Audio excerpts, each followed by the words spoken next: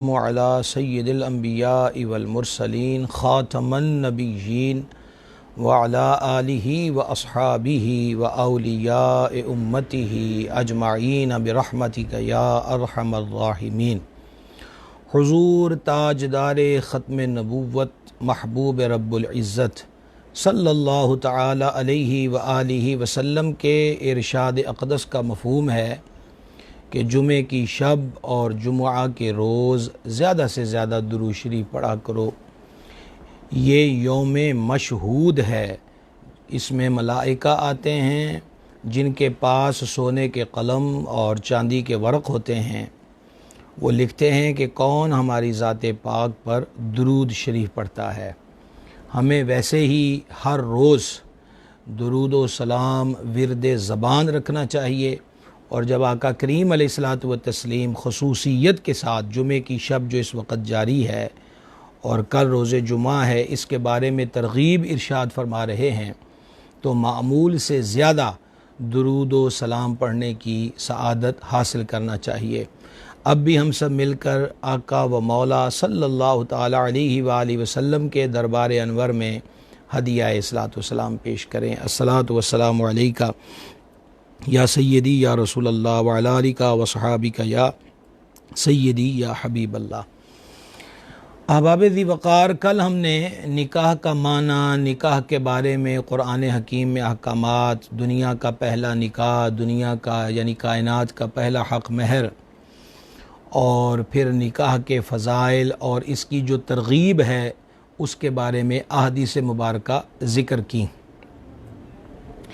निकाह के बारे में आला हज़रत अज़ीमुल बरकत मुजद्दिद दीन सैयदी अशा इमाम अहमद रज़ा क़ादरी रहमतुल्लाहि ताला अलैह अपने मशहूर ज़माना फ़तावा रज़विया शरीफ के जो बिमा फ़हरिस्त के 33 जिल्दों पर मुश्तमिल है, उसमें एक सवाल के जवाब में इरशाद फरमाते हैं कि अगर निकाह की हाजत शदीद है कि बेनिकाह के माअज़ल्लाह गुनाह में मुब्तला होने का ज़न्न गालिब है, तो निकाह करना वाजिब है। बल्कि बेनिकाह माअज़ल्लाह वक़ूए हराम का यकीन कुल्ली हो तो निकाह फ़र्ज़ क़त्ई है। यानी जब उसके सिवा कसरत रोज़ा वग़ैरह मुआलजात से तस्कीन मुतवक्के ना हो, ऐसी सूरत में अगर ख़ुद निकाह न करें गुनाहगार होंगे, और अगर उनके औलिया यानी वालिदैन या सरपरस्त अपने हद मक़दूर तक कोशिश में पहलू तही करेंगे तो वो भी गुनाहगार होंगे। हुज़ूर सरवर आलम शफ़ी आज़म सल्लल्लाहु ताला अलैहि व आलिहि वसल्लम ने इरशाद फरमाया, फ़इन्न बलगा, अगर बच्चा बालिग हुआ, वलम युज़व्विजहु, और उसका निकाह न किया, फ़असाब इस्मन, और वो किसी गुनाह में पड़ गया, ज़िना व बदकारी में पड़ गया, फ़इन्नमा इस्मुहु अला अबीही, तो उसका गुनाह उसके बाप पर भी होगा। ये हदीस मुबारक जो मैंने अभी आपको सुनाई है, इसको इमाम बहक़ी रहमहुल्लाह ने शोबुल ईमान के अंदर नक़ल किया। पहलू तही जो अमूमी तौर पर हमारे यहाँ निकाह के मामले में की जाती है, कल भी ज़िक्र हुआ था कि हम रसूमात में इस कदर घिर चुके हैं और अपने आप को ख़ुद इतनी मुश्किलों और तकल्लुफ़ात में महज नामवरी के चक्कर में डाल रखा है कि निकाह जैसी पाकीज़ा सुन्नत को, जो किसी सूरत भी मुश्किल न थी, उसको बहुत बड़ी मुश्किलात के दाने पर ला के खड़ा कर दिया है।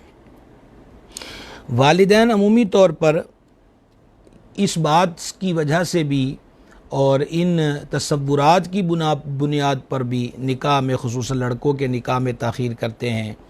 पहला ये पढ़ लिख जाए, दूसरा ये अब अपने पैरों पे खड़ा हो जाए, तीसरा ये कुछ कमा के लाने देने लग जाए।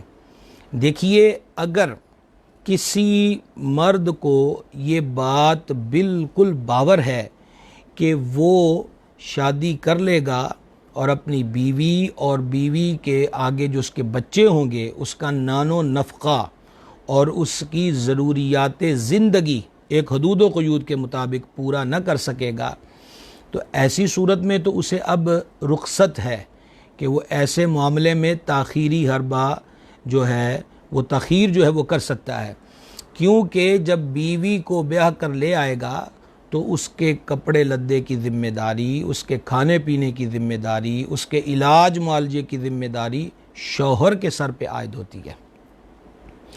हाँ, अगर बेतवक्कुल ही हो जाए और बेतवक्कुल होकर और बेगौर होकर ही वक़्त गुजारते चले जाएं तो फिर नतीजा कार ये निकलता है कि जो हमारे सामने नज़र आता है।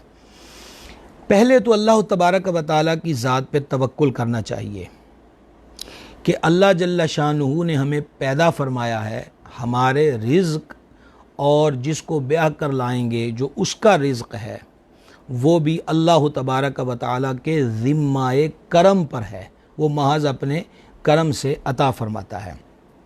मालिक करीम इरशाद फरमाता है, सूरह अनआम की आयत नंबर 151 है, 8वां सिपारा है, नहनु नरज़ुकुकुम व इय्याहुम, हम तुम्हें और उन्हें सबको रिज़्क़ देंगे। ये रज़्ज़ाक़ हकीकी का इरशाद है, जो रिज़्क़ अता फरमाने वाला खैरुर राज़िक़ीन है, वो इरशाद फरमाता कि हम तुमको भी देंगे और उनको भी हम रिज़्क़ अता फरमाएंगे।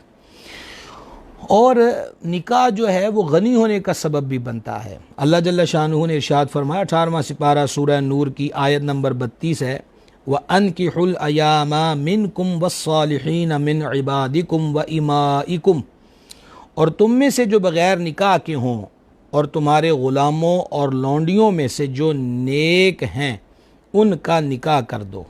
इन यकूनु फ़ुक़रा, अगर वो फ़कीर हों, युग़निहुमुल्लाहु मिन फ़ज़लिही, तो अल्लाह उन्हें अपने फ़ज़ल से गनी कर देगा। मुफ़स्सिरीन इकराम ने आयत पाक का ये हिस्सा कि अल्लाह उन्हें गनी कर देगा की तफसीर में बयान फरमाया है कि एक तो इससे मुराद ये है कि गिना उसे हासिल हो जाएगा, क़नाअत उसे मिल जाएगी अल्लाह की तरफ से, और एक कौल ये है कि गिना से ये मुराद है कि शौहर और बीवी के दो रिज़्क़ जमा हो जाएंगे, यानी कि ये आयन मुमकिन है। आगे हम हदीस भी अभी इंशाअल्लाह ताला बयान करेंगे कि जो ब्याह कर लाई जा रही है, किसी की बेटी को बहू बनाया जा रहा है और इस मर्द की बीवी बनने जा रही है, इसका रिज़्क़ भी और उसका रिज़्क़ भी जमा हो जाएगा। तो इसलिए इस तकल्लुफ़ात से एक तो हमें निकलने की ज़रूरत है, एक तसव्वुर मजबूत कर लेना चाहिए, थोड़ा सा समझने की ज़रूरत है कि जैसे कल ज़िक्र हुआ था कि निकाह जिस तरह एक मर्द और औरत के इकट्ठे होने का नाम है, वहाँ दो घरों, दो कबीलों, दो बरादरियों के कट का नाम भी है। इससे ताल्लुकात के अंदर इजाफ़ा होता है, और जैसे जैसे अफराद आइज़ा अक़रिबा में इजाफ़ा होता है तो तंगी तुरशी के दौर में, किसी मुश्किल हालात में, ज़रूरियात के वक्त ये बाहमी ताल्लुकात जो होते हैं वो मुफीद होते हैं। यूँ कह लीजिए कि एक था और एक से बढ़कर अब वो एक दो घराने जो हैं वो एक दूसरे के दुख सुख के शरीक हो जाते हैं, दुख सुख साझा हो जाता है, और एक दूसरे का दुख सुख जो है उसकी शराकत और दूसरे के मसाइल हल करने में इससे मुआवनत और मदद हासिल होती है।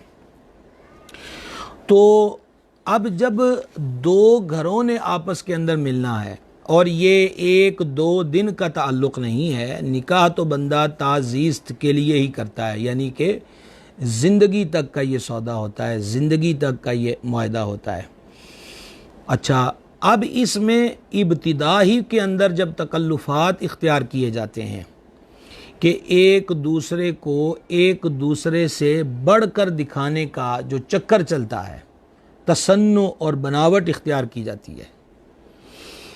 अच्छा, यहीं इसी ये तसन्नु और बनावट कहाँ तक जाती है कि ज़ेवर तक मुस्तआर डाल दिए जाते हैं, सिर्फ़ और सिर्फ़ एक दूसरे के ख़ानदानों पर अपनी धाक बिठाने के लिए, और चंद दिनों के बाद ये अफसाना अया हो जाता है कि दूल्हा की तरफ से दुल्हन को जो ज़ेवर डाला गया वो भी मुस्तआर था, किसी से पकड़ा हुआ था, घर में पहले से मौजूद किसी बहू का था, और दुल्हन वालों ने जो डाला है जेवर वो भी ये है कि जनाब वो किसी को मतलब ये है कि कहा था कि बाद के अंदर जब बात चलेगी तो फिर समझा दिया जाएगा।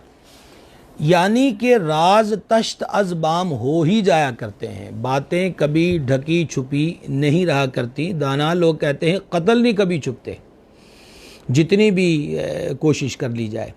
तो जब दो घरों ने आपस में मिलना है, मियाँ बीवी ने एक छत के नीचे रहना है, तो वो सारी चीज़ें एक एक करके खुलती जाएंगी। अगर तसन्नो से काम लिया है, बनावट से काम लिया है, उसके अंदर धोखाधड़ी का उनसर शामिल था, जो था वो नहीं ज़ाहिर किया गया और जो ज़ाहिर किया गया वो था नहीं, तो इससे देखने में ये आता है कि इल्ज़ामात की बुछाड़ होती है, तनकीद का बाज़ार गर्म होता है, बदगुमानियाँ पैदा होती हैं, और बसा औक़ात ऐसी हरकतें उस रिश्ते के टूटने का सबब भी बन जाया करती हैं। तो अपने दिल को सिर्फ मनाने की ज़रूरत है, और ये दोनों तरफ जो हैं, तरफ़ैन जो हैं, मियाँ और बीवी, यानी लड़की वाले भी और लड़के वाले भी, अगर इरादा तहैया कर लें कि हमने दयानत और सच्चाई से काम लेना है, किसी किस्म की मलम्माकारी और तसन्नो और बनावट नहीं करनी, एक दिन तो खुली जाएगी, तो जो है वो बंदा पहले दिन ही ज़ाहिर हो जाए, वगरना ज़ाहिर तो हो ही जाता है, कभी छुपता है, कभी कोई चीज़ मख्फी नहीं रहती। और ख़ुसूसन मियाँ बीवी इस ताल्लुक़ के अंदर कुछ चीज़ें छुपी रह जाएं तो लाख छुपाने की कोशिश की जाए, एक न एक दिन तो ज़ाहिर हो ही जाएगा। तो क्यों ना मुखलिस होकर दो घराने आपस के अंदर जो हैं वही दिखें, और मुखलिस होकर दोनों घराने फ़ैसला कर लें कि हमने अपनी चादर देखनी है कि कितने पाँव उसके अंदर फैलाए जा सकते हैं। हमने बरादरी को, बरादरी के तानो तशनी को, मुआशरे की बातों को और दुनिया के ऊपर नामवरी की जो ख्वाहिश है, इसको तरजीह नहीं देनी। क्यों कि रहना जो आपस के अंदर साथ है वो इन दो घरों ने है। बारात में जितने मर्ज़ी अफराद ले आएँ, उनको जितना मर्ज़ी खिला दें, वलीमे पर जितना मर्ज़ी आलीशान से आलीशान इंतज़ाम कर दें, सब खा के चले जाएंगे। 500 रुपया, 1000 रुपया, और ऐसे आगे बढ़ जाएं जनाब 5000 रुपया ज़्यादा से ज़्यादा वो जो है वो न्योता दे देंगे, जिसको हम न्यूंदरा कहते हैं। तो वो तो फारग हो गए। अब लाखों लाख का कर्ज दोनों घरों पे चढ़ गया, और फिर कर्ज़ की अदायगी में ज़िल्लत व खारी। तो वो शादी जो खुशियों का सामान लाया करती है, वो हमारी इन हरकत की वजह से पशेमानी और परेशानियों का सबब बन जाती है। तो मैं अगर इस सारी गुफ्तगू को एक जुमले के अंदर आप हजरात की खिदमत में पेश करना चाहूँ तो वो सिर्फ़ एक जुमला यही है कि दोनों घराने मुखलस हो जाएं, और मुखलस हो जाएंगे तो जहाँ इखलास होता है वहाँ बरकत ज़रूर होती है। जहाँ रिया, तफक्खुर, मलम्माकारी और तसन्नो होती है, ये वो कांच की चूड़ियाँ हैं जो एक दिन टूट जाती हैं, और ऐसा टूटती हैं कि बाजुओं को भी ज़ख्मी कर दिया करती हैं। तो उस मामले के अंदर आकर इतना ख़र्चा होगा, इतना ख़र्चा होगा, और होता क्या जा रहा है, निकाह लेट से लेट होता जा रहा है, और रिज़ल्ट क्या निकल रहा है, माज़अल्लाह वो बदकारी की ख़बरों में और वाक़यात में इजाफ़ा हो रहा है। आज ही की ख़बर है, मैं मतलब ये है कि यानी हम फैसलाबाद ज़िले में रहते हैं, हमारे बाजू का ज़िला है, सोशल मीडिया पे ये ख़बर आ चुकी है और मुसद्दक़ा ख़बर है, कोई अफवाह नहीं है, कि नौजवान ने तकरीबन अपनी 50 साला माँ का गला घोंट कर उसका कत्ल कर दिया। ये आज की ताज़ा ख़बर है जो मैंने देखी है, मेरे पास, मैंने इसको सोशल मीडिया पे देखा है। सबब क्या बना है कि ख़ानदान ही की लड़की आई हुई थी और वो बुराई के मुर्तकिब थे, और आवाज़ आने पर माँ की आंख खुली है तो उसने डांट डपट पिलाई और लड़की से कहा मैं तुम्हारे माँ बाप को ये बताऊंगी। तो दोनों ने मिलकर माँ का गला घोंट दिया, उसे मौत के घाट उतार दिया। इन्ना लिल्लाहि व इन्ना इलैहि राजिऊन। आप अंदाज़ा कीजिए कि ये माशरे की वो बुराइयां हैं जो इस हद तक ले आई हैं कि माँ और बाप का कत्ल होने लग गया है इन हरकत के सबब। इन बुरी रस्मों ने और इन तकल्लुफ़ात ने हमें इतना ख़राब कर रखा है कि बात इस नहज पर आ गई है। वो माँ जिसके कदमों के नीचे जन्नत है, वो बाप के जिसे हदीस शरीफ में जन्नत का दरमियान वाला दरवाज़ा फरमाया गया है, हमारे झूठ ने, हमारी मलम्मा कारी ने और हमारे दिखलावे ने माशरे को इस नहज पे ला के खड़ा कर दिया है कि जिनके कदमों के तले जन्नत होती है, आज औलाद उनके गले घोंटती हुई और उनके गले काटती हुई नज़र आती है। किससे रोया जाए और किससे शिकवा किया जाए। ए खासाए खासान रसूल वक्त दुआ है, उम्मत पे तेरी आके अजब वक्त पड़ा है। अजीब सूरत हाल का सामना है, कभी ये सोचा भी ना था। माँ बाप के जो हमने हकूक़ के बारे में एक तकरीबन 3 नशिस्तें हमारी हुई थी सिला रहमी की, तो उसमें माँ बाप के बारे में एक हदीस शरीफ ज़िक्र हुई थी कि माँ बाप को गाली देने वाला गाली देने को कबीरा गुनाह फरमा। तो सहाबा कराम हैरान हो गए कि कोई माँ बाप को भी गाली देगा। तो सदर शरिया अलैहि रहमत ने वो हदीस लिखकर बयान फरमाया था कि यानी वो दौर था कि सुनकर ही जिसको कहते हैं कि हैरानगी और इस्तेजाब जो है उसमें इजाफ़ा हो गया। और फरमाते आज वो दौर है कि हम ये चीज़ें अपनी आँखों के साथ देख रहे हैं। अल्लाह ताला हमें अपनी पनाह के अंदर रखे। तो बच्चों का बर वक्त निकाह कर दिया जाए, और इसको आसान करने का तरीक़ा यही है कि मुखलिस हो जाया जाए और दुनिया को सामने रख कर नहीं, अपनी चादर, अपना दामन, अपनी जेब देख कर 2 घराने आपस में अच्छा फ़ैसला कर लें और निकाह जैसी मुबारक सुन्नत को आसान करें, रस्मों की भींट हरगिज़ न चढ़ाएं। अब चंद हदीस मुबारक सुन लीजिए। ये हदीस मुस्निदुल फिरदौस के अंदर है। हजूर जाने आलम सल्लल्लाहु ताला अलैहि व आलिहि वसहबिहि मुबारक वसल्लम ने इरशाद फरमाया, तुम निकाह के ज़रिए रिज़्क़ तलाश करो। तुम निकाह के ज़रिए रिज़्क़ तलाश करो। अल्लाहु अकबर कबीरा, अल्लाहु अकबर कबीरा। अंदाज़ा कीजिए कि निकाह को रिज़्क़ के हुसूल का ज़रिया बयान किया गया है। दूसरी हदीस समात फरमाइएगा। ये हदीस मुबारक जो है इमाम इब्न अबी शैबा ने मुसन्नफ़ किताबुन निकाह के अंदर इसको नकल किया है कि हुज़ूर पुरनूर सल्लल्लाहु ताला अलैहि वालैहि वसल्लम ने इरशाद फरमा, औरतों से निकाह करो क्योंकि वो तुम्हारे पास अल्लाह ताला की तरफ से रिज़्क़ और माल लाएंगी। वही बात जो पहले ज़िक्र हो चुकी है इस आयत के तहत कि इन यकूनु फ़ुक़रा युग़निहिमुल्लाहु मिन फ़ज़लिही, अगर वो फ़कीर हों तो अल्लाह उन्हें अपने फ़ज़ल से गनी कर देगा। और तफसीरी कौल बयान हो चुका कि मुराद ये है कि मर्द और औरत दोनों का रिज़्क़ जमा हो जाएगा और इससे फ़क़र जो है वो दूर हो जाएगा। तीसरी रिवायत समात फरमाइए। अमीरुल मोमिनीन इमामुल मुत्तक़ीन सरकार सैयदना अबू बकर सिद्दीक़ अल अतीक़ रज़ियल्लाहु ताला अन्हु ने इरशाद फरमाया, अल्लाह ताला ने जो तुम्हें निकाह का हुक्म फरमाया है तुम उसकी इताअत करो। उसने जो गनी करने का वादा किया है पूरा फरमाएगा। ये अमीरुल मोमिनीन रज़ियल्लाहु ताला अन्हु तरगीब दे रहे हैं। और फिर ख़ुद आपने वही आयत मुबारक जो अभी मैंने तिलावत की कि अल्लाह ताला इरशाद फरमाता अगर वो फ़कीर होंगे तो अल्लाह उन्हें अपने फ़ज़ल से गनी कर देगा। अमीरुल मोमिनीन इमामुल मुजाहिदीन मुराद मुस्तफ़ा करीम सरकार सैयदना उमर बिन ख़त्ताब फ़ारूक़ आज़म रज़ियल्लाहु ताला अन्हु ने इरशाद फरमाया, मुझे उस शख्स पे ताज्जुब होता है जो निकाह के बग़ैर गनी होने की कोशिश कर रहा है, हालांकि अल्लाह ताला ने इरशाद फरमाया है कि अगर वो फ़कीर होंगे तो अल्लाह ताला उन्हें अपने फ़ज़ल से गनी कर देगा। एक और रिवायत समात फरमाइए। ये जो रिवायत मैं आपके गोश गुजार कर रहा हूँ, किस वजह से? मुफलसी के खौफ से। फ़लैसा मिन्ना फरमाया वो हम में से नहीं है, कि मुफलसी की वजह से अगर वो इस चीज़ को तर्क कर रहा है वो हम में से नहीं है, वो हमारे तरीक़े पर नहीं है। उनका तरीक़ा क्या है कि वो अल्लाह पे भरोसा रखे। मालिक ने वादा फरमाया है कि अल्लाह तुम्हें अपने फ़ज़ल से गनी कर देगा। एक साहिब हुज़ूर पुरनूर सल्लल्लाहु ताला अलैहि वालैहि वसल्लम की बारगाह अक़दस में हाजिर हुए और हाजिर होकर उन्होंने अपनी तंग दस्ती की शिकायत की। नबी करीम सल्लल्लाहु ताला अलैहि वालैहि वसल्लम ने फरमाया, तुम पर लाजिम है कि शादी कर लो।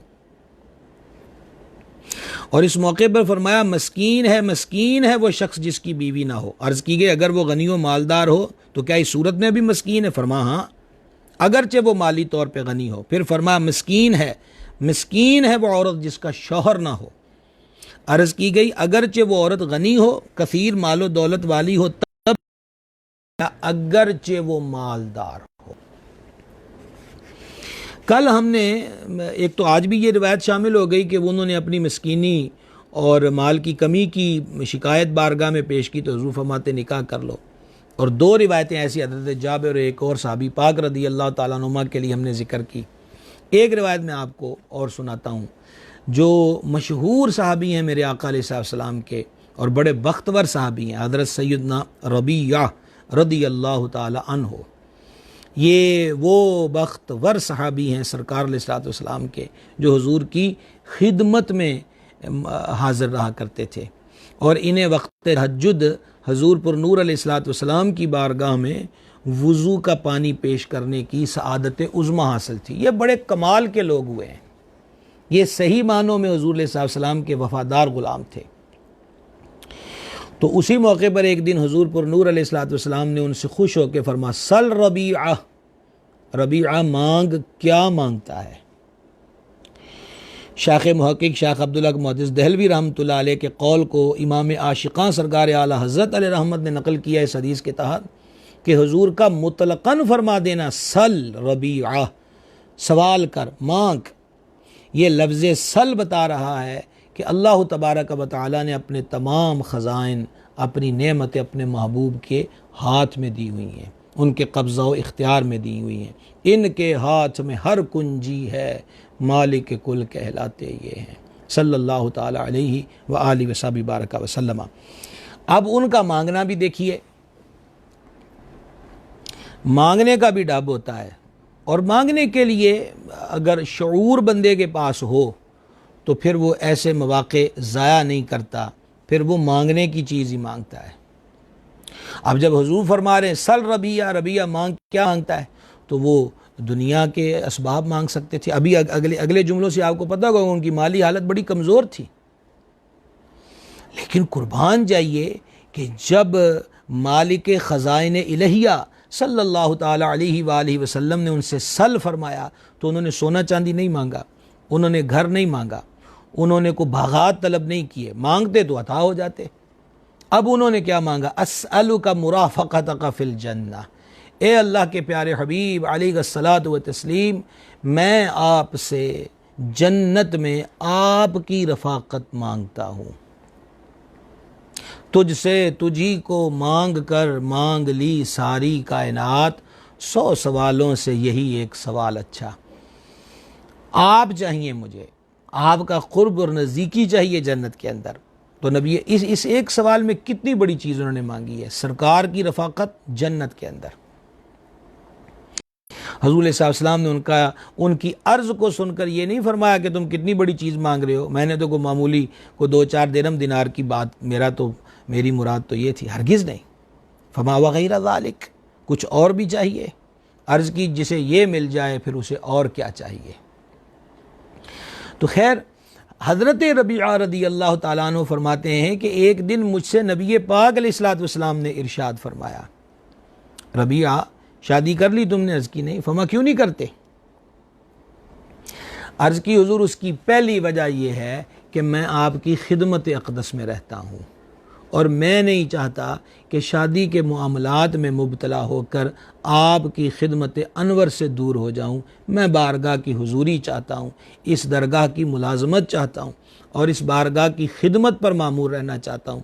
मुझे ये जो शर्फ़ व नेमत हासिल है मैं ये छोड़ना नहीं चाहता सरकार। और दूसरी वजह हुजूर ये है कि मेरे पास माल नहीं है। हुजूर पर नूर अलैहिस्सलाम ने सुकूत फरमाया, उनकी इस अर्ज़ पर कुछ ना फरमाया। एक दिन फिर सरकार करीम अलैहिस्सलाम ने उनसे फरमाया, रबिया शादी की? अर्ज़ की नहीं। फरमा क्यों नहीं करते? अर्ज़ की हुजूर खिदमत वाला में हाज़िर रहता हूँ, बारगाह की मुलाजमत हासिल है मुझे, इस नौकरी पर बादशाही को भी ठुकरा दिया जाए। और दूसरा हुजूर मेरे पास माल नहीं है। सरकार ने फिर सुकूत फरमाया। हज़रत रबिया रदी अल्लाह ताला अन्हु फरमाते हैं, मेरे जहन में ख्याल आया कि मेरी अपनी सोच है पर हुजूर जो फरमा रहे हैं वही बेहतर बात है। सरकार जो मुझसे 2 बार इस्तिफ़सार फरमा चुके हैं सरकार जो जानते हैं वो हम तो नहीं जान सकते। अब मुझसे हुजूर इरशाद फरमाएंगे तो फिर मैं सरकार की बारगाह में अर्ज़ कर दूंगा।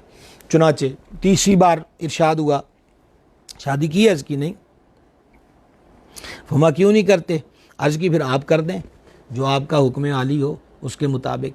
तो नबी पाक अलैहिस्सलाम ने सुनकर फरमाया कि फ़लाँ कबीले के फ़र्द के पास जाओ और हमारी तरफ से कह दो कि हमने तुम्हारी जो निकाह है वो उसके साथ कर दिया, हुज़ूर मालिक हैं। अब अंदाज़ा कीजिए उस शादी का एहतमाम क्या हुआ। जो मैंने अभी आपकी शुरू गुफ्तगू में तवज्जो दिलाई है कि हम मुखलस हो जाएं तो काम मुश्किल कोई नहीं रह सकता। हमारे अंदर से ये मलम्मा कारी निकल जाए तो काम मुश्किल कोई भी नहीं रहता। साफ़ हो जाएं, साफ़ गो हो जाएं, ज़ाहिर व बातिन साफ़ हो जाए, सच्चाई और सदाकत पर आ जाए तो कोई काम भी दुनिया का मुश्किल नहीं हो सकता। ये झूठ है जो हमें आगे नहीं बढ़ने देता, ये दिखलावा है, रिया है जो हमें किसी मंजिल की जानिब जाने नहीं देता और हम तरह तरह की आफतों और मुसीबतों में माज़अल्लाह मुब्तला हो जाते हैं। तो हुजूर पुर नूर अलैहिस्सलातु व तस्लीम ने हक़ महर क्या मुकर्रर किया, एक खजूर की गुठली के बराबर सोना, और उनके वलीमे का एहतमाम क्या करवाया, ख़ुद नबी पाक अलैहिस्सलाम ने हज़रात सहाबा किराम अलैहिम रदवान को रग़बत दी कि रबिया के वलीमे का इंतज़ाम करो, और सब ने मिलकर एक मेंढे का एहतमाम किया और वो इनकी दावत वलीमा थी।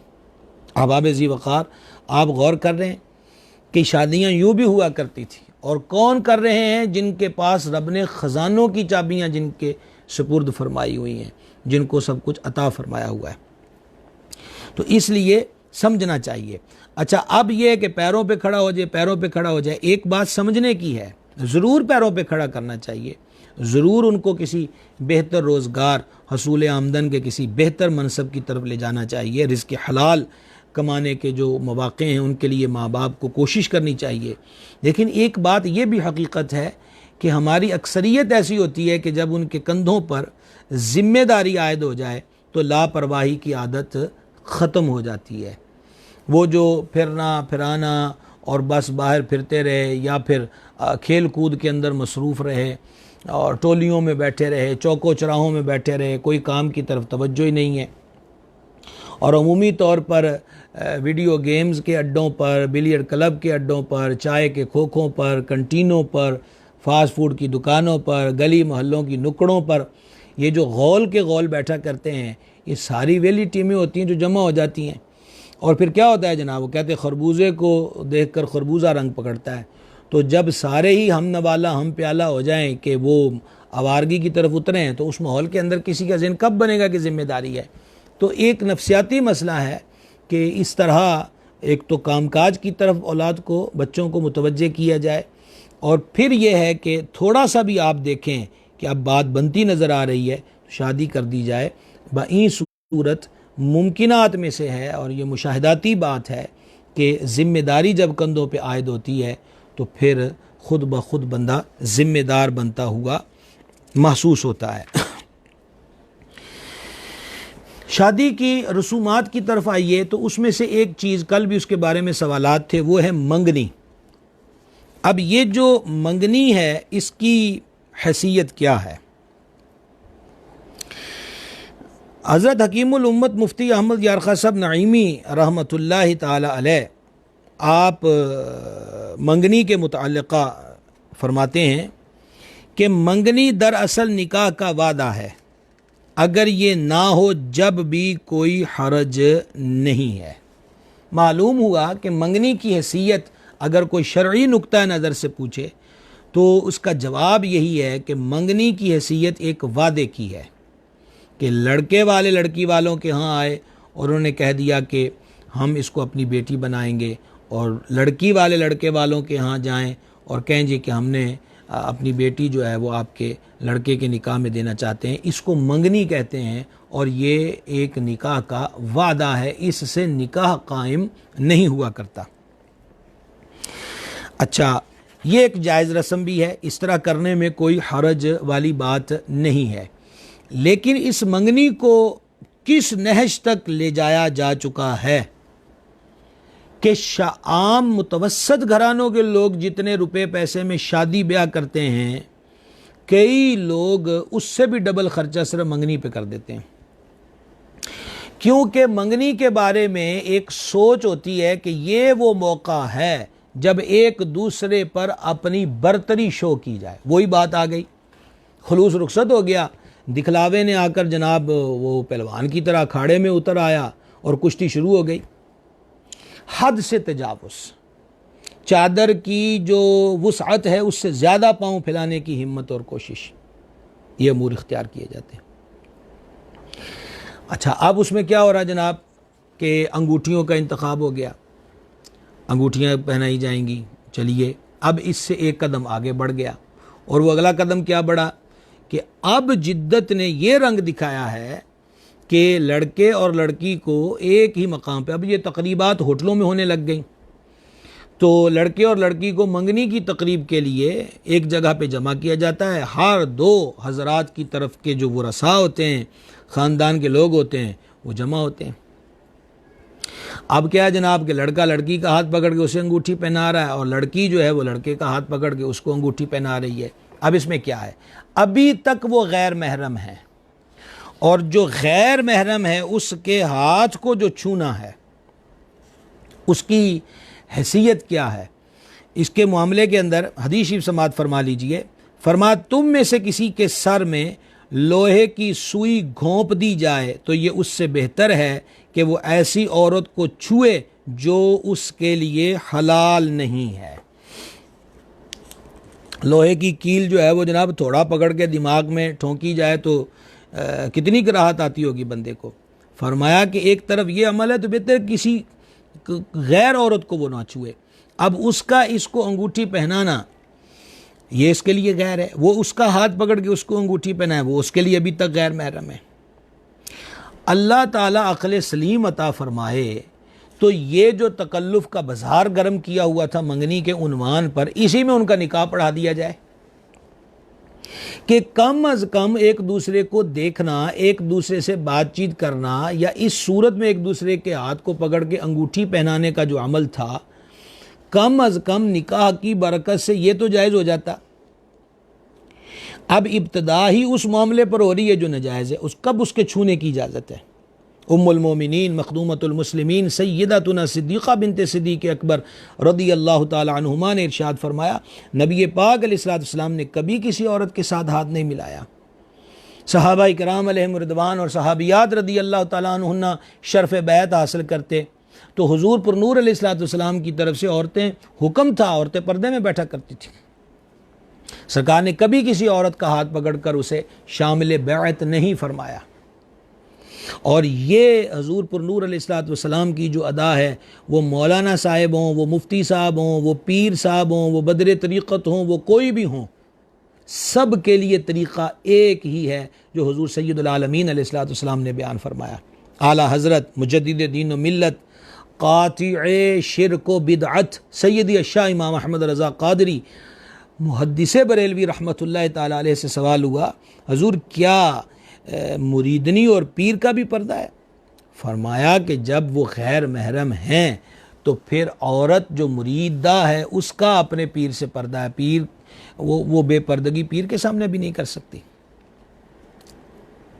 हमारे यहाँ क्या तमाशा लगा हुआ है, दम दरूद के नाम पर गैरों को तनकीद का मौका मिल रहा है, गैर हर्जा सराई करते हैं, जाली, अवारा, अय्याश, बद किरदार, ढोंगिए, फ्राडिये, वो बाबाओं का रूप धार के जगह जगह दुकानें सजा कर बैठे हैं।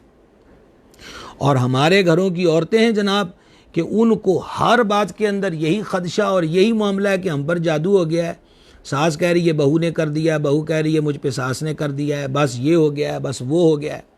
इसी हमा हमी में और इसी बदगुमानियों के अंदर ऐसे बद किरदार लोगों के अड्डों की रौनक बढ़ गई, उनकी चांदी हो गई, उनके गले नोटों से भरने लग गए। जहां पर इज्जतें पमाल हुई, माल बर्बाद हुआ, वहां पर यह नुकसान अजीम हुआ कि इन नापाक हरकतों को मसलक हक अहले सुन्नत व जमात से जोड़ा जाने लग गया। सुन्नी बरेलवी ये करते हैं, सुन्नी बरेलवी ये करते हैं, सुन्नी बरेलवी ये करते हैं। मेरे मुर्शिद करीम, मेरे मुरब्बी व मौला, बदर तरीक़त, वली कामिल, सूफ़ी बासफ़ा हज़रत सैयदी पीर मोहम्मद अब्दुल रशीद क़ादरी रज़वी रहमतुल्लाह ताला अलैह, एक बार नहीं हमने मुतअद्दिद मरतबा देखा कि अगर जामिया के अंदर आस्ताने पर औरतें आई हैं तो छोटे तालिब इल्म को भेजकर किस लिए आई हैं, क्यों आई हैं, दम करवाना है, तो ऐसा फरमाते हैं इनको कहो बाहर चली जाओ। आप ये जो आई हैं जिसको दम की ज़रूरत है तो वो अपने वालिद को लेकर आए, या अपने बेटे को लेकर आए, या अपने भाई को लेकर आए, या अपने शोहर को लेकर आए। और बाप बेटा भाई भी मुंह बोला ना हो कि ये जी कज़न है जी भाई होता है, फलाना जी भाई, मुंह बोला नहीं, हकीकी भाई आए। यहाँ तक सिलसिला कार था कि मैं आपको आप बीती आपके साथ शेयर करना चाहता हूँ कि मैं एक मरतबा आपकी खिदमत में अपनी हमशीरा को, वो बहुत छोटी उम्र थी, तो पूरे शरई पर्दे के साथ उनकी खिदमत सरापा अज़मत में लेकर हाजिर हुआ दम करवाने के लिए। तो हमारे हज़रत साहब रहमतुल्लाह अलैह ने, हम उनके ग़ुलाम हैं अल्हम्दुलिल्लाह रब्बिल आलमीन, उनकी निगाह फैज़ असर है जो मैं आपके सामने गुफ्तगू कर रहा हूँ। तो आपने पूरे अपने उसी शरई ज़ाब्ते के मुताबिक सवाल किया, किन को आप साथ लेकर आए? मैंने कहा हज़ूर मेरी हमशीरा है।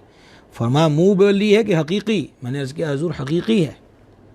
तब आगे बात बढ़ी है, और ये भी नहीं कि वो हमारे मुर्शिद करीम के सामने वो बैठ सके, हरगिज़ नहीं है। वो एक साइड पर बैठ के हसन ने वहीं पर दुआ भी फरमा दी और वहीं बैठे बैठे दम भी फरमा दिया। ये हैं सुन्नी बरेलवी बुज़ुर्ग, ये तरीक़ाकार है हमारे असलाफ़ का, ये तरीक़ा है हमारे बुज़ुर्गों का। अब ढोंगियों और फराडियों और ये आमिलीन के नाम पर जो धंधा लोग रचा रहे, उसका हमसे क्या ताल्लुक़ है? वो लोगों ने ख़ुद अपने वहमों को, वो हमारे वहमों को वो कैश करवा रहे हैं जनाब, और उससे वो उनका जो मालो असबाब है वो दिन ब दिन बढ़ता चला जा रहा है। ये सूरत हाल है उनकी। तो खुदारा होश के नाखुन लीजिए। पीर और मुरीदनी का आपस में पर्दा है। पीर और मुरीदनी जो है वो बाप, ये नहीं है कि उनको पर्दे की छूट हो जाएगी। तो बात यहाँ से चली थी कि अंगूठी पहनाना है जनाब। तो अब पहली बात यह है कि अल्लाह अक्ल सलीम अता करे, आज ही इस तकरीब के अंदर क्यों ना सुन्नत निकाह अदा कर ली जाए। क्या होना है इसमें? किस चीज़ का ज़्यादा मामला होना था? यही कि गवाह पहले से मौजूद हैं, दूल्हा दुल्हन मौके पर मौजूद हैं, और बस कानून पाकिस्तान के मुताबिक जो रजिस्टर है वो रजिस्ट्रार को बुलवा कर और किसी से 2 कलमे पढ़वा के निकाह हो गया, बात ख़त्म हो। आगे चल चल कर जो बुराइयां मजीद पैदा होनी, तोड़ और उसका हल आज पहले दिन मौजूद था। लेकिन नहीं, हमें तो अपनी नाक चाहिए, हमें तो रस्म निभानी है, रस्म। कहीं फ़िरक़ा बंदी, कहीं ज़ातें हैं, क्या ज़माने में यही पिनपने की बातें हैं। वज़ा में तुम हो नसारा तो तमद्दुन में हुनूद, ये मुसलमान हैं जिन्हें देख के शर्माए यहूद। रस्म निभानी है, बाकी छूटता है तो छूट जाए। सरकार अलैहिस्सलाम नाराज़ होते हो जाए, अल्लाह नाराज़ होता हो जाए, कोई परवाह नहीं। हमने अपनी नाक रखनी है। क्या रब रसूल को नाराज़ करके नाक बचती है, इज़्ज़त रहती है? असल इज़्ज़त का तसव्वुर अगर आपने देखना है, वो तो मौत के बाद शुरू होगा कि वो सड़ा हुआ मुर्दा होता है या उसकी कब्र जन्नत के बागों में से बाग बन जाती है। क़यामत के दिन वो मुजरिमों की सफ़ में पाबा जंजीर खड़ा हुआ है, या वो रब्बुल इज़्ज़त के प्यारों की सफ़ में मुअज़्ज़ज़ और अल्लाह के अर्श के साए के नीचे और हौज़े कौसर के जाम पीता हुआ खड़ा। असल रेपुटेशन तो उस दिन के लिए। दुनिया का क्या है? मुअज़्ज़ज़ से मुअज़्ज़ज़ पर कीचड़ उछाल देते हैं। और दुनिया का क्या है? और जब तारीफ़ात के पुल बांधने पर आए तो जनाब वो तो 4 रुपयों की खातिर किसी को ज़मीन से उठा के फलक की बुलंदियों तक पहुँचाने की सही करते हैं। एक बात तो ये कि वो छू नहीं सकते, शरई तौर पे बिल्कुल मना, हदीस मैंने आपको सुना दी। दूसरी बात, सोने की अंगूठी मर्द के लिए। नबी मुकर्रम सल्लल्लाहु ताला अलैहि वसल्लम ने एक दिन अपने एक हाथ मुबारक में सोना, एक हाथ मुबारक में रेशम लेकर फरमाया, अल्लाह ताला ने मेरी उम्मत के मर्दों पर इन 2 चीज़ों को हराम कर दिया है। दुनिया में इससे बचो, आखिरत में इससे बेहतर पहनने को मिलेगा। कल हदीस सुनी ना, निकाह मिन सुन्नती फमन रागिब अन सुन्नती फलैसा मिन्नी, निकाह मेरी सुन्नत से है। वो फरमा रहे हैं कि ये मेरी उम्मत के मर्दों पे हराम है। अब सुन्नत निकाह की है, लेकिन अंगूठी मर्द को सोने की पहनाई जा रही है। आप चांदी की अंगूठी पहना दें, और अगर धाग बिठानी ही है तो डायमंड ख़रीद लीजिए। मर्द को चांदी की अंगूठी में हीरा पहनना को शरई तौर पे मना नहीं है, हीरा पहना दीजिए उसको। तो ये छूना और फिर सोने की अंगूठी उसको पहनाना, ये किसी सूरत भी जायज़ नहीं था। एक कदम आगे बढ़े, जैसा कि अभी गुजारिश की जा चुकी, बल्कि मैं आपको यहाँ पर हज़रत मुफ्ती आज़म पाकिस्तान मुफ्ती वक़ारुद्दीन रहमतुल्लाहि ताला अलैह का एक फ़तवा भी सुनाना चाहता हूँ। वो फरमाते हैं कि निकाह से पहले लड़का और लड़की एक दूसरे के लिए अजनबी और गैर महरम हैं। दोनों को एक दूसरे के जिस्म को छूना नाजायज़ है, लिहाजा लड़का और लड़की एक दूसरे को खुद अंगूठी नहीं पहना सकते। मंगनी कैसे करनी चाहिए? हकीमुल उम्मत मुफ्ती मोहम्मद अहमद याक़ा साहब नेमिर रहमत फरमाते हैं बेहतर तो ये है कि मंगनी की रस्म बिल्कुल ख़त्म कर दी जाए। जो मैंने अभी अर्ज़ किया उसकी जगह निकाह किया जाए। इसकी कोई ज़रूरत नहीं है और सिवाय नुकसान के इससे कोई फ़ायदा नहीं। गालिबन हमने ये रस्में हिंदुओं से सीखी हैं। अरबी और फ़ारसी ज़ुबानों में इसका कोई नाम भी नहीं। इसके जितने नाम मिलते हैं सब हिंदी ज़ुबान के हैं। और अगर इसका करना ज़रूरी ही हो तो इस तरह करो कि पहले लड़के वालों के यहाँ उसके क़राबतदार जमा हो, यानी रिश्तेदार, और वो उनकी खातिर तवाज़ो सिर्फ चाय से करे। देखिए हज़रत मुफ्ती आज़म याक़ा साहब रहमत ने कितनी प्यारी बात लिखी, जिसके साथ कोई मिठाई ना हो।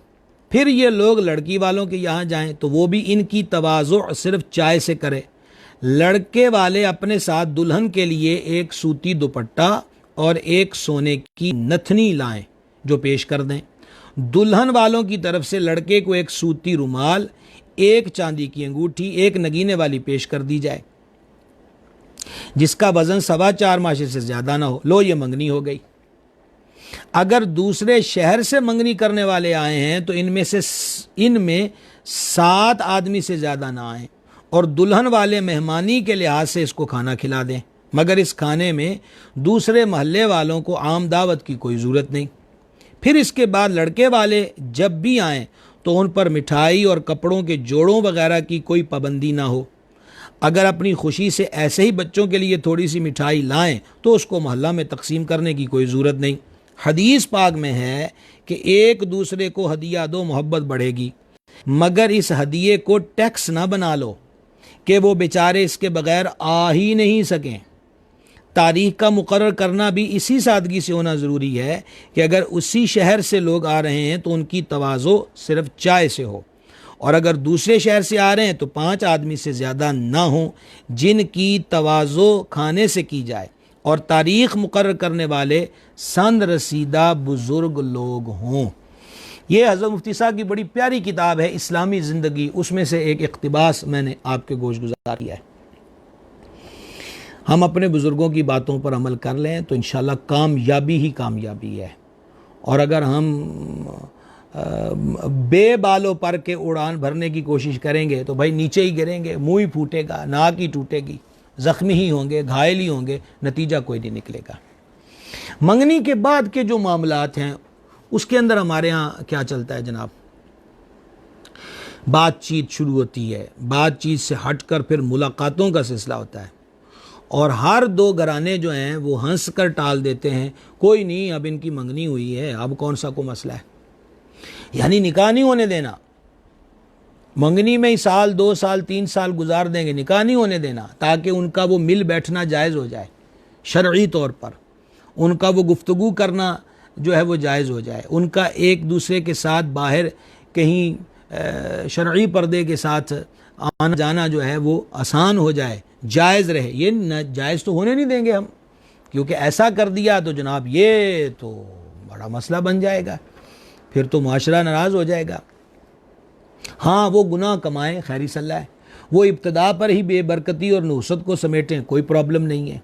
प्रॉब्लम तो तारीख़ों में है कि 3-13 तारीखें ना हो, बुध का दिन ना हो, मंगल का दिन ना हो, 2 बहनों की इकट्ठी शादी ना हो, हाँ जी, और फ़लाँ दिन ना हो, फ़लाँ तारीख़ पर ना हो, ये बातें जनाब कह दी गई हैं कि ओहो ये तो बड़ी मनहूस है, 13 तेज़ी की होती है, ये तो बिल्कुल भी नहीं, माह सफ़र में तो शादी करेंगे ही नहीं, वो तो हो ही नहीं सकती, उससे नहुसत होगी।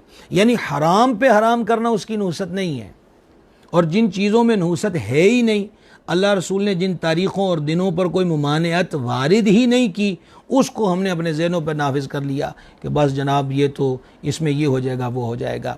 समझना चाहिए, अपने मन में डूब के पाजा सुरागे ज़िंदगी, तू मेरा नहीं बनता ना बन अपना तो बन। पानी पानी कर गई मुझे कलंदर की ये बात, जब झुका तू गैर के आगे ना तन तेरा ना मन।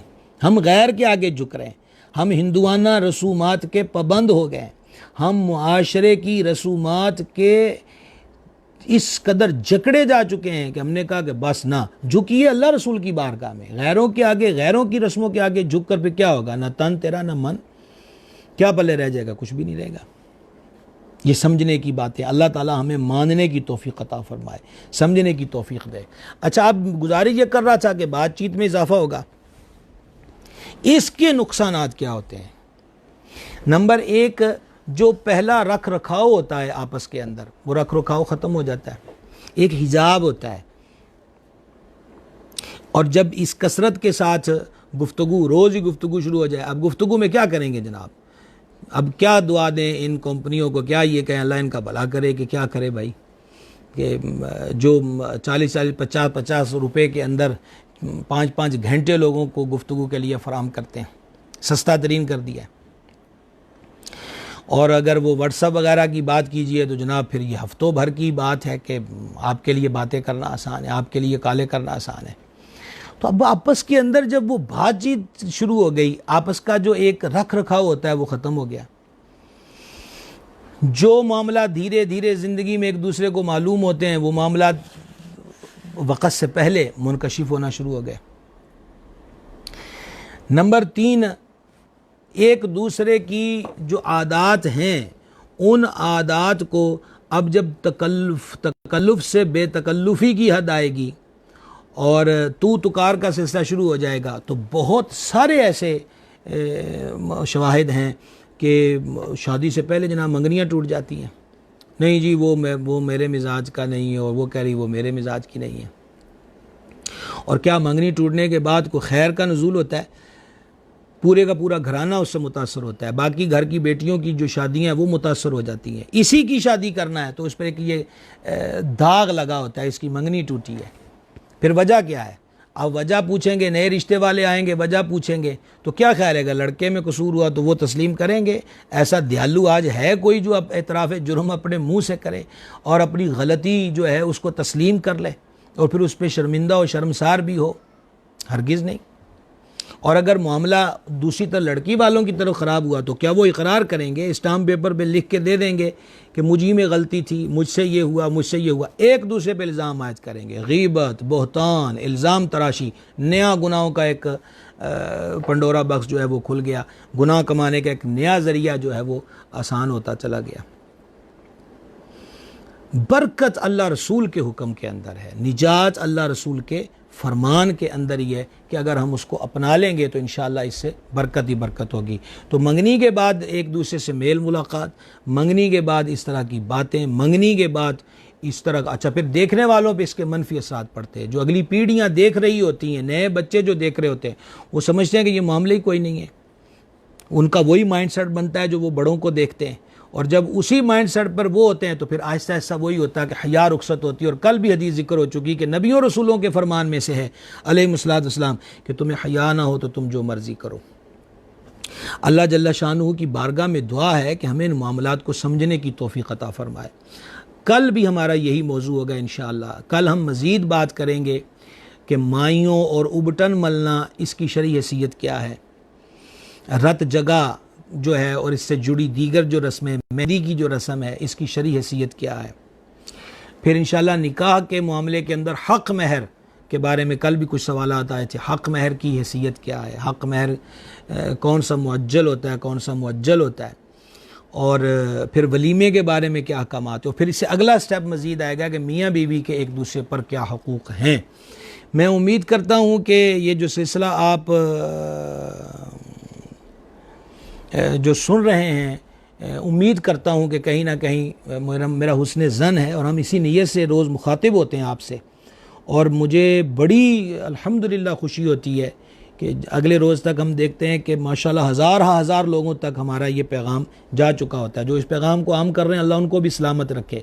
सरकार करीम अलैहिस्सलाम ने फरमाया था, अल्लाह उसका चेहरा तरोताज़ा रखे जो मेरी बातें लोगों तक पहुँचाता है। तो इशाअत दीन की गरज से इस सिलसिले को शेयर करने की कोशिश ज़रूर किया करें।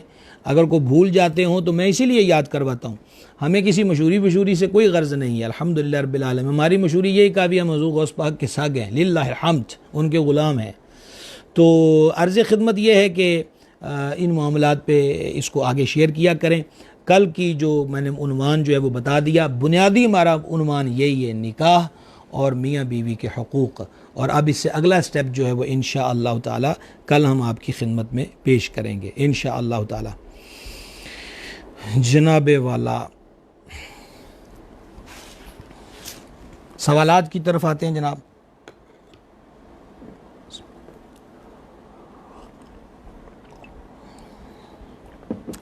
मोहम्मद उज़ैबा साहब ने सवाल किया कि अगर किसी मुसलमान के दिल में कादियानियों के लिए थोड़ी सी भी मोहब्बत हो तो उसको लिए क्या हुक्म है? उसी के दिल में मोहब्बत होगी कादियानियों की जिसके दिल में हुजूर की मोहब्बत ना हो, और जिसके दिल में हुजूर की मोहब्बत ना हो, अला अला ईमान अली मल्ला मोहब्बत अला, हुजूर फरमाते हैं वो मोमिन ही नहीं जिसको मुझसे मोहब्बत नहीं है। हुजूर आखिरी नबी हैं, ये अक़ीदा रखना फ़र्ज़ है, ज़ुर्रियात दीन में से है। और ये किसी मौलाना या किसी सियासतदान या किसी जज या किसी सहाफ़ी या किसी मजहबी जमात का बनाया हुआ अक़ीदा नहीं है, ये अर्शों से नाजिल हुआ है। कल मैंने पोस्ट भी की थी, मा काना मुहम्मदुन अबा अहदिम बिर्रिजाल नबीयीन, ये अर्शों से नाज़िल हुआ अक़ीदा है। और हुज़ूर खुद फरमाते अना ख़ातमुन नबिय्यीन ला नबी बादी, मैं आखिरी नबी हूँ। और आखिरी नबी का माना क्या है? ला नबी बादी, खुद ही बयान कर फरमा दिया कि मेरे बाद कोई नबी नहीं। ये अक़ीदा रखना फ़र्ज़ है, ज़ुर्रियात दीन में से है। इसका इनकार और शक व शुबा, इनकार कुफ़र है। शक शुबे वालों को भी अपने ईमान का जायज़ा लेना चाहिए, कहीं बर्बादी मुक़द्दर ना हो जाए। अल्लाह ताला हमें अपनी पनाह के अंदर रखे। मोहम्मद महमूद रज़ा साहब का सवाल है जी, क्या तरावी सुन्नत मुअक्कदा है? क्या तरावी के बगैर रोज़ा नहीं होता? रोज़े के अहम मसाइल के उन्वान से हमारे 2 सिलसिले थे, उसमें बयान कर दिया गया था तरावी सुन्नत मुअक्कदा है। सदरुल शरिया ने सिबार शरीयत में दीगर कुतुब फ़िक़्ह के हवाले से लिखा है। और यह भी बता दिया गया था कि तरावी अलग इबादत है, रोज़ा अलग इबादत है। यानी रोज़े के लिए तरावी मशरूत नहीं है, लेकिन तरावी को छोड़ना, सुन्नत मुअक्कदा को छोड़ना, तो रात की इस इबादत को हरगिज़ तर्क न किया जाए। और जिसने तरावी नहीं पढ़ी रोज़ा उसका हो जाएगा। हाँ, मोहम्मद राहिल कादरी साहब का सवाल है, पता नहीं कि उन्हीं का है कि 2 सवाल आपस में मिले हुए हैं। अगर रोज़ा किसी हालत में, अगर रोज़े की हालत में गुस्ल फ़र्ज़ हो जाए तो गरारा करना और नाक में पानी चढ़ाना भी ज़रूरी है, जिससे खदशा पानी गले में जाने का है। इस बारे क्या हुक्म? हाँ, मौलाना कारी मोहम्मद अफजल गोलवी साहब का ये सवाल है। अर्ज़ ये है कि पहली बात तो यह है कि सोते में अगर रोज़ादार पे गुस्ल फ़र्ज़ हो जाए तो पहली बात उसका रोज़ा नहीं टूटेगा। दूसरी बात वो गुस्ल करेगा। तीसरी बात यह है वो अच्छे तरीके से कुली करे, मुंह को उठा के गरगरा ना करे कि पानी इस सूरत में हलक के नीचे जाने का खदशा है। नाक में पानी डाले लेकिन सूंघे नहीं कि वो ऊपर को चढ़ जाए, इससे भी रोज़ा टूट जाएगा। नाक में पानी अच्छे तरीके से डाले, नाक के बाल साफ़ करे, उसकी जो जिल्द है उसमें ज़्यादा से ज़्यादा पानी डालने की कोशिश करे, जो नमाज़ें पढ़ी वो हो जाएंगी। गरारा जो वो रोज़े की हालत में ना करे, कुली अच्छे तरीके से ज़रूर करे। और इस सूरत में पढ़ी गई नमाज़ें हो गई। और बाद में मतलब ये है कि जब मगरिब के लिए ताज़ा वज़ू करें तो फिर गरारा भी कर लीजिए, और नाक में मज़ीद जो ऊपर की तरफ पानी ले जाना होता है वो भी ले जाइए। मोहम्मद राहिल कादरी साहब का सवाल है, अगर गुमराह शख्स निकाह पढ़ाए तो क्या निकाह हो जाता है? पहली बात तो ये, इतना बाबरकत काम गुमराह से करवाना ही क्यों है? को अल्लाह रसूल जल्ल जलालहू अलैहिस्सलाम के मानने वाले, को वलियों के मानने वाले, आले रसूल के मानने वाले, असहाबे रसूल से प्यार करने वाले मानने वाले, किसी बरकत वाले बंदे से निकाह पढ़ाया जाए, ताकि ये चीज़ें भी बरकतें समेटने का ज़रिया होती। अलबत्ता निकाह का ताल्लुक़ कल जिक्र हो चुका था कि वो दूल्हा दुल्हन के इजाब व कबूल से उसका ताल्लुक़ है। ये हमारे यहाँ एक तरीक़ाकार है, जो एक दूसरे को कौल करार करवाए जाते हैं, उनका आपसी कौल करार भी निकाह गवाहों की मौजूदगी में और जो कानून है उसके मुताबिक रजिस्टर में उसको ऐड करना, निकाह इससे हो जाएगा। मोहम्मद शाबान साहब का सवाल है, क्या कल जुमा के मौके पर बयान होगा? आपको मालूम है जनाब कि लॉकडाउन की वजह से हमारे काबिर उलमा ने हुकूमत के साथ जो मुआहदा किया हुआ है, हम हज़रत क़िबला मुफ्ती मुनीबुर रहमान साहब और दीगर, हम उस मुआहदे की कदर करते हैं और हम भी यही चाहते हैं कि हमारे वतन से ये जो कोरोना वायरस से दूर हो जाए, जो इस मर्ज़ में मुब्तला हैं, अल्लाह उनको शिफा दे दे, और हम उसकी पनाह चाहते हैं, अल्लाह हमें अपनी पनाह अता फ़रमा दे। तो जो गुलजार मदीना में जुमा पढ़ने वाले हैं वो 2 बजे तशरीफ़ ले आएँ, घरों से जाए नमाज वगैरह लेते आएँ, क्योंकि सफ़े कालीन सब उठा दिए गए हैं। मास्क पहन कर आएँ, यानी मुआहदों की हमेशा पासदारी करनी चाहिए। और ऐसी बात थोड़ी है कि तदाबीर हरगिज़ नहीं। हम इस पे बड़े खुश हैं कि अल्हम्दुलिल्लाह मस्जिदों में तरावी हो रही हैं, जुम्मों के इज्तिमात पर हुकूमत ने उलमा के बीच जो मुआहदा हुआ है, इसकी जो परमिशन है सारा, इस पे खुश हैं और दुआ करते हैं कि अल्लाह ताला इस आफत को दूर ही कर दे और मज़ीद रौनक़ें बढ़ जाएँ, मज़ीद बहारें जो हैं वो नसीब हों और हरमैन शरीफ़ैन के दरवाज़े खुल जाएँ। और काश ऐसा हो जाए कि जनाब हम आपको 21 रमज़ान में मदीना शरीफ बैठ कर आपसे बात कर रहे हो मौला अली के उर्स पाक के मौके पर।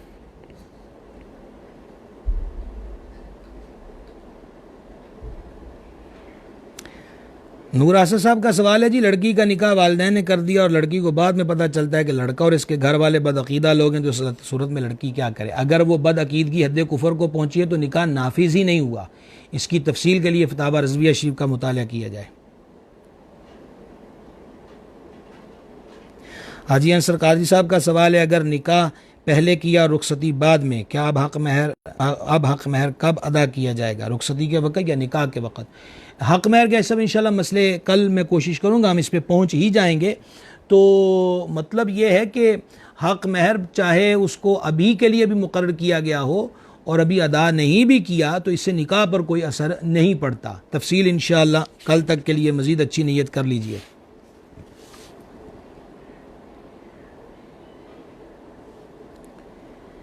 हमारे मोहतरम हमारे जामिया दारुल उलूम गौसिया रज़विया के सरपर डॉक्टर रफ़ीक साहब का सवाल अभी मैं देख रहा था, गालिबन शायद उन्होंने लफ्ज़ पीर का माना पूछा।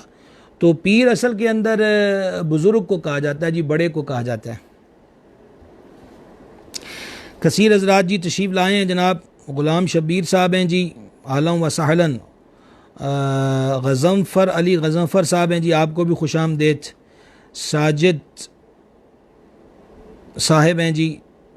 आसिफ नूर साहब तो हमारे माशाल्लाह ये सबसे पहले एंट्री इन्हीं की होती है, अल्लाह इनको सलामत रखे। साकिब महमूद साहब हैं जनाब, खुश आमदीद। मोहम्मद हम्माद हमज़ा फरीदी, वालेकुम अस्सलाम वरहमतुल्लाह। गिरामी कदर सैयद इब्राहिम शाह साहब हैं जी, खुश आमदीद। तारिक मान साहब हैं जी, आपको भी खुश आमदीद जनाब। साहबजादा ख्वाजा अदनान साहब हैं, आलम व सहलन। अल्लाह दिता सुल्तानी साहब हैं जी, कमालिये से खुश आमदीद। मोहम्मद बिलाल शेख, आपको भी जनाब खुश आमदीद।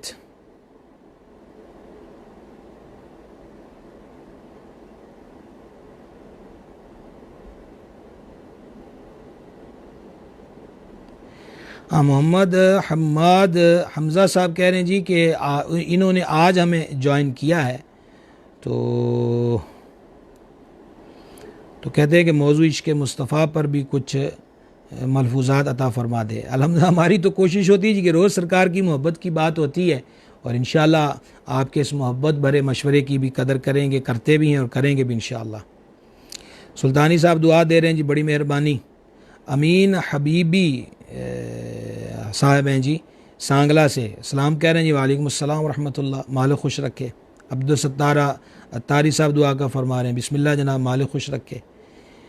महमून अत्तारी साहब हैं जनाब, जज़ाकल्लाह खैर। मोहम्मद अज़ीम आज़म अलवी साहब हैं जी, खुश आमदीद। हाफिज़ सलीम साहब, खुश आमदीद जनाब। सैयद मान अली शाह साहब, आपको भी मरहबा।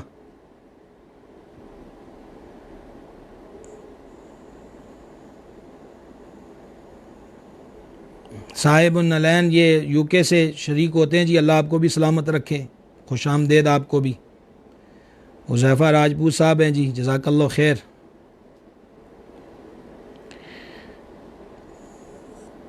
मेरी कोशिश है जी कि जो नाम आ रहे हैं, आपकी मोहब्बत होती है, रोज़ आप आते हैं। मियाँ अदनान जाजिब साहब जनाब, जज़ाकल्लाह खैर जनाब।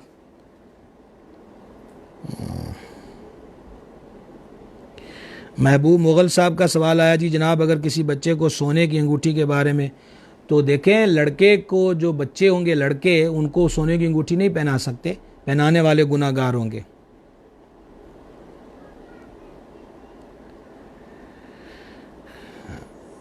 गालिबन इरम रशीद ऐसा कोई नाम है। दुआ का कहा जी, मालिक खुश रखे। मलक आसिफ साहब खुश आमदेद जनाब। दुरूद शरीफ की कसरत करें, कल जुमा है, उसमें भी दुरूद शरीफ की कसरत करें। अली रज़ा साहब सलाम कह रहे हैं जी, वालेकुम अस्सलाम रहमतुल्लाह। असगर नदीम साहब कोट उर्दू से माशाअल्लाह मुस्तकिल ज़ियारत हो रही है आपकी जनाब, अल्लाह खुश रखे। अल्लामा मुकद्दर हुसैन कादरी साहब खुश आमदेद जनाब। हज़रत अल्लामा साहब आपको खुश आमदेद। वालेकुम अस्सलाम रहमतुल्लाह। राना नवीद साहब हैं जी, खुश आमदेद।